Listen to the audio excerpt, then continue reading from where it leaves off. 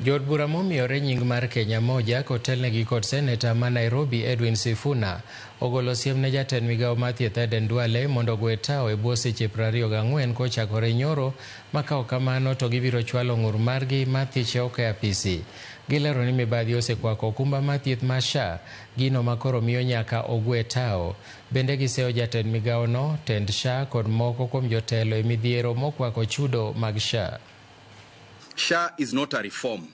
SHA is a grand calculated scam. We have uncovered evidence of deep-rooted conflicts of interest. The government has now resorted to arbitrarily reject claims, punishing facilities that raise concerns about SHA. A clear tactic of intimidation. When you are told that SHA is working, that SHA does not work.